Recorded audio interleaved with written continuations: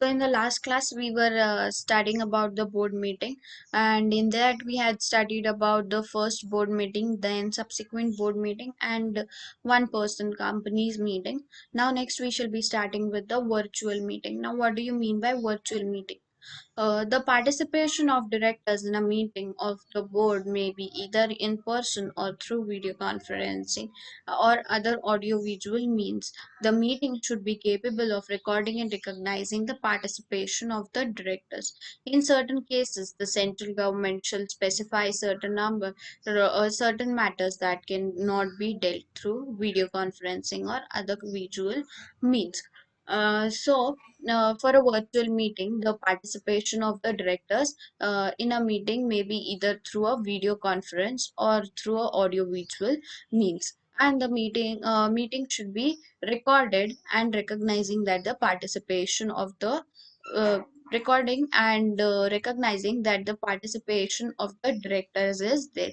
And if the central government specifies that in certain matters it cannot be gone through video call or audio visual means, in that case it is compulsory for the directors to be present at the company and take the proper decision regarding the same. Then next we have notice, section 173(3). The notice of every board meeting must be given to every director at least 7 days before the meeting at the address. The notice is sent along with agenda of the meeting. The notice shall be sent by hand delivery or by post or electronic means. Every officer whose duty is to give notice fails to do so shall be liable to a penalty of rupees 25,000. Quorum. As per the provisions of Companies Act, the quorum of or the board meeting is one third of the total meeting of the directors or two directors, whichever is higher. Any fraction should be rounded off as one. Interested directors, that is, directors who have personal interest in any matter to be discussed in the meeting, are excluded from the quorum. So, firstly, notice. Notice of the meeting is to be given to the directors at least 7 days before the meeting, and it is to be sent along with agenda of the meeting. In case the notice shall be sent by hand delivery, post, or through electronic means, and every officer whose duty is to give notice, if he fails to do so, he shall be given a penalty of rupees 25,000. Then next we have quorum. So, as per Companies Act, quorum for the board meeting shall be one third of the director of the total directors or two directors. And remember, any fraction is always considered as one. So, in case there is any director who is interested in the working or interested in any matters of the company, in that case, he shall be excluded from the quorum, because people who have personal interest will always be present in the company meetings. So it is very important to exclude them from the quorum. Except them all the others shall be present in the quorum. Then next we have adjournment of meeting. The board meeting is adjourned in the absence of quorum. It is to be held on the same date, same place, and time in the next week. Committee meeting. As per the Articles of Association of a company, board of directors appoints small committees of directors to study the various matters, problems of the company, and get reports from them. Audit committee, transfer the of share committee, share allotment committee, inquiry committee, etc. are the examples of committee. So meetings of such committees are called committee meetings. Secretary assists the committee and maintains separate minute book for recording the proceedings of the committee meetings. So we have committee meetings. Committee meetings, this has been specified in the articles of association of the company, that a board of directors shall appoint a small committee of directors to study the various matters related to the small directors, or related to the audit committee, then transfer of the share committee, share allotment committee, then inquiry committee. These are various committees. There are many other committees also, and committee meetings shall be conducted by the secretary, and a separate minutes book shall be kept for recording the proceedings of the committee meetings. Next we have the next concept is creditors. Now what do you mean by creditors meeting? So company Creditors are the third party to the company, and payment of creditors is very important. Creditors meeting. Company can hold meeting of creditors like debenture holders, depositors, company bankers, lenders, etc. to discuss on certain issues relating to the terms and conditions of the loan which affect their interest. For example, to alter the rate of interest, to alter the terms of security, or to modify the rights of creditors, etc. When a company is in a financial difficulty, it may call meeting of creditors to secure their support. So, creditors meetings means meetings are of the debenture holders, depositors, company bankers, lenders, and other financially related people. They are called, or they are given uh, a idea about whatever is happening and whatever financial difficulty is present in the company. So, the matters which are discussed in company creditors meetings are firstly to alter the rate of interest, then to alter the terms of security, to modify the rights of the creditors. So, these are the basic things which are required in a creditors meetings. The next functions, we don't have this concept.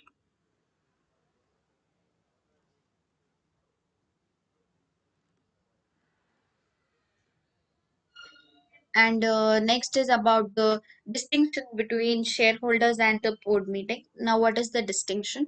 Uh, a meeting of all the shareholders or members of the company is called as shareholders meeting. A meeting of all the directors of the company is called as board meeting. So, the basic difference is that shareholders are having a meeting is called as shareholders meeting, and uh, the meeting of the board of directors of the company is called as board meeting. Then, annual general meeting is held once in every year. Extraordinary general meeting is held to discuss and decide special or urgent matters as and when required. Minimum 4 board meetings in a year, and a gap between two consecutive meetings should not be more than 120 days. The quorum for the shareholders meeting is as follows. In case of public company, not more number of shareholders not more than 1005 members. More than 1000 but up to 5000 15 members, exceeds 5000 30 members. In case of private company, 2 members personally present shall be the quorum for the meeting of the company. The quorum for a board meeting is minimum 2 directors or one-third of the total number of directors, whichever is higher. So this is about shareholders meeting and the board meeting. Now, next, in that only, proxy. A shareholder can appoint a proxy to attend and vote at the meeting on his or her behalf. A director cannot appoint a proxy or to attend and vote in a meeting on his or her behalf.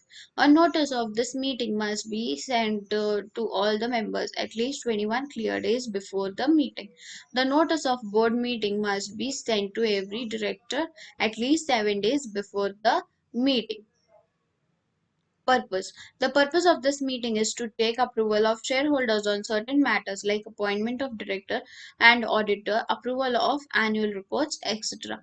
The purpose of this meeting is to discuss the policy matters of the company like issue of shares, calls on shares, forfeiture of shares, appointment of staff, expansion of business, etc. So this was about shareholders meeting and board meeting, which we have studied earlier. Now next we shall be studying about annual general meeting and extraordinary general meeting. A meeting of all shareholders held once in a year as per the provisions of Section 96 of the Companies Act 2013 is called as annual general meeting.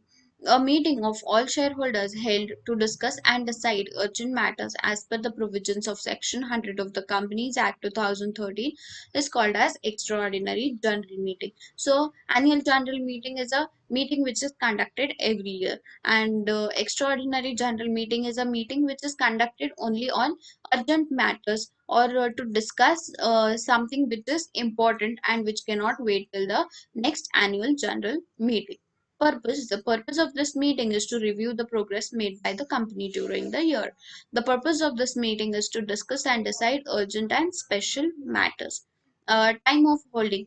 The first annual general meeting is held within 9 months after the completion of first financial year of the company, and subsequent annual general meeting is held within 6 months from the completion of financial year. A extraordinary general meeting is held at any time during two annual general meetings. Authority to call the meeting. Annual general meeting is usually called by the board of directors or under certain circumstances by the central government. Extraordinary general meeting is called by board of directors on requisition of members or the National Company Law Board Tribunal.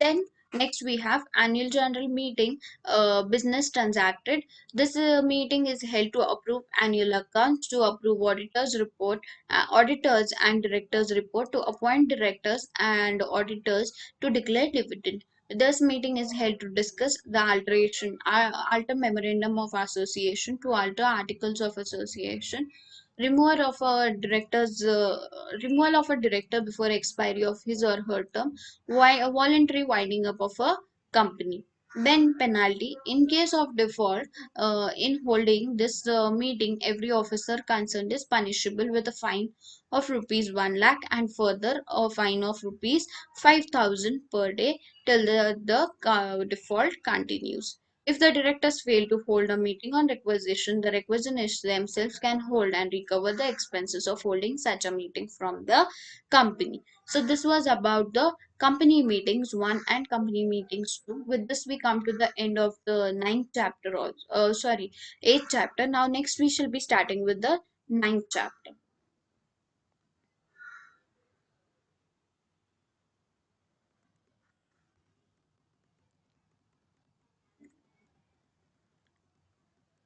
So now, with this, we shall be starting with business communication skills of secretary.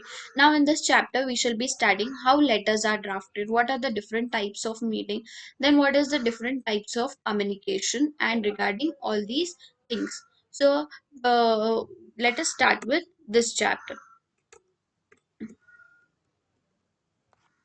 Introduction. The term communication is derived from the Latin word communis, that means common, whatever is common is shared by all. George R. Terry defines communication as an exchange of facts, ideas, opinions, or emotions by two or more persons. So, this communication means what? Exchange of ideas or facts or opinions or emotions by two or more persons. So, when we write a letter to someone, or a business letter, in that we are communicating over something with another person. So means what? There are two or more persons involved in such kind of communication.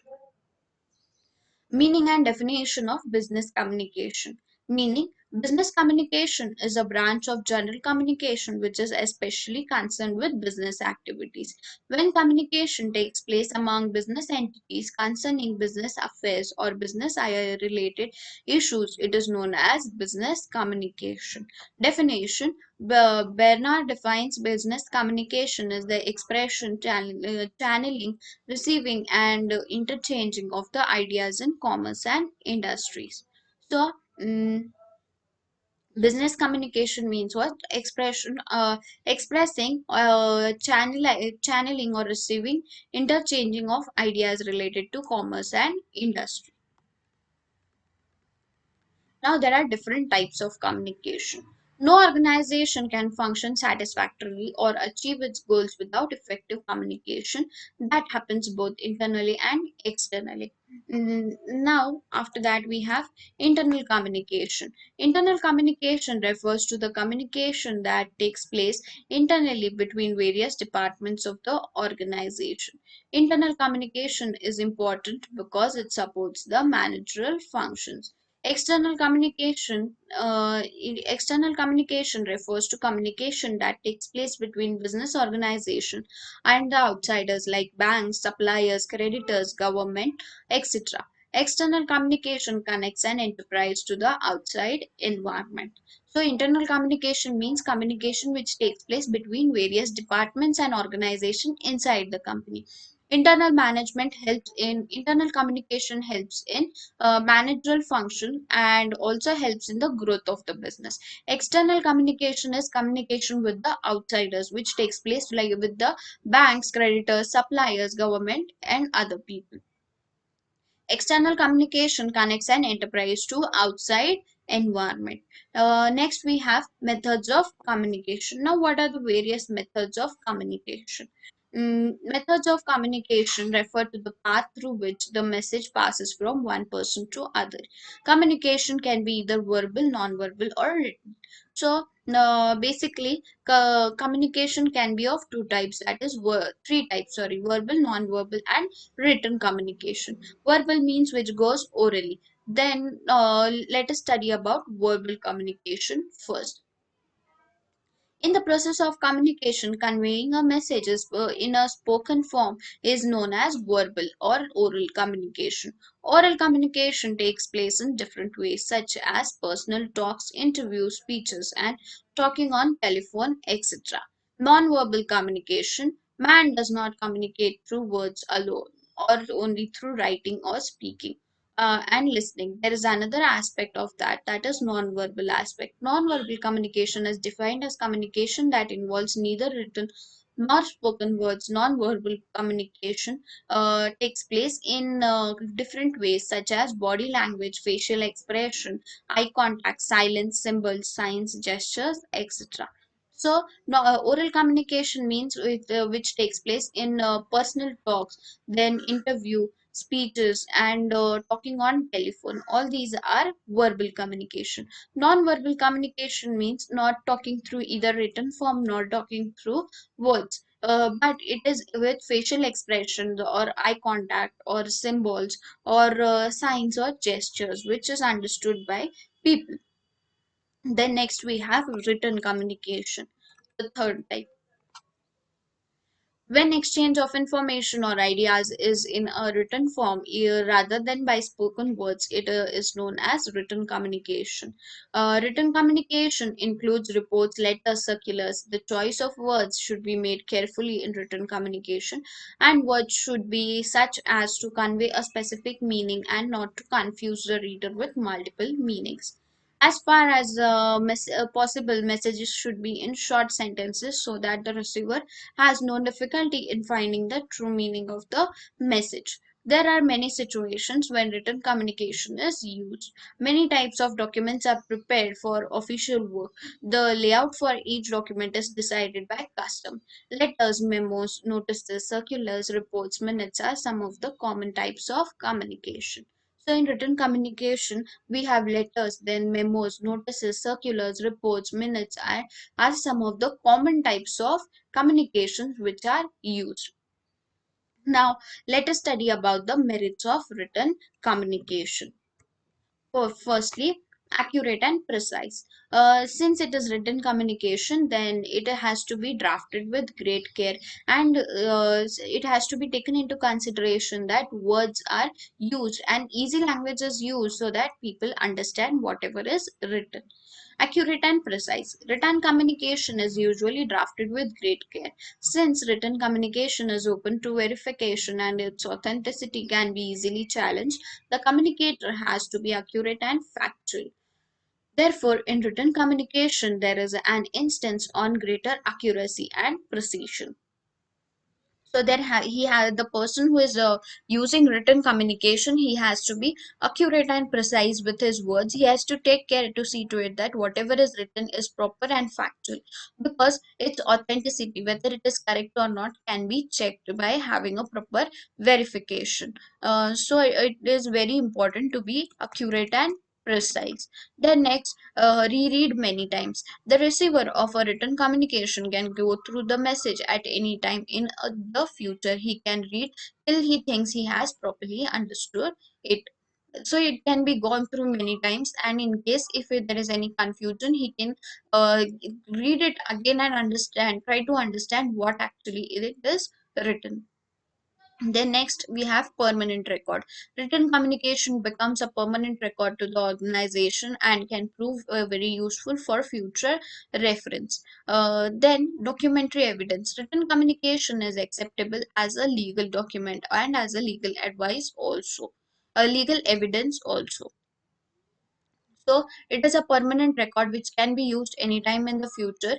Then documentary evidence. It is a evidence which can be even shown in the law courts. Then next we have wide access. Written communication is the best channel of communication for conveying information to persons living at different places. So we have a wide access, so it can be sent to any person living any part of the world. No need for personal contact. It is not for both parties but to be available at the time of communication. It is under this form of communication. Messages can be sent to the concerned person, which can be read whenever the receiver gets spare time. Then contemplate completeness, sorry. Written messages are prepared with perfect knowledge of the things concerning the matter, so there is completeness in the message. Then economical. If the receiver of the message is at a far away place, then this method is economical, as postal and courier charges are quite nominal. Nowadays email are more popular method of written communication. So no need to have personal contact. It is not important that both the parties are available at the same time. Whenever the any party is free, he can or she can write the communication and send whatever the message is, and the person who wants to read the message can read it in the spare time. Then completeness. Proper perfect knowledge of everything is written, and this gives a complete message to the reader. Then economical. It can be sent to faraway places at a very nominal charges, and since nowadays email is used, it has become the most popular form of written type of communication.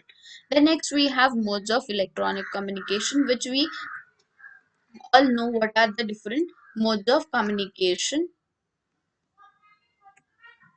Then essential skills for effective communication is also cancelled. Then next we have role of secretary in business communication. It is the secretary who has to communicate under various circumstances with the director, directors, officers, employees, outsiders, authorities, etc. Secretary has to handle correspondences, drafts, notices, reports, minutes, etc. Now let us study about business letter. In the earlier classes or even in 11th standard, we have been studying in English letter writing. Now we shall be studying about business letters. What is business letter and how it is drafted? Meaning, the business letter is a written type of communication by a secretary. Good letter writing is important for maintaining the image of the business. Definition. Robert Sharter defines business correspondence as: business correspondence is a message that attempts to influence its recipient to make some action or attitude desired by the sender. Thus, business letters are written with the objective of not only understanding the contents but also to take appropriate action or decision. So, business letters are written with the purpose or not only of understanding but also to take appropriate decisions regarding the same. Now, here we shall be studying about the layout of the business, which I shall be teaching you.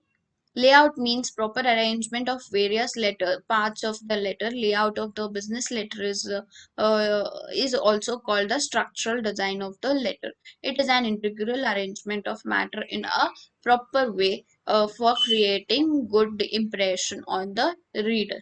So we shall be writing many business letters in these topics, which I shall be taking with you from the next class.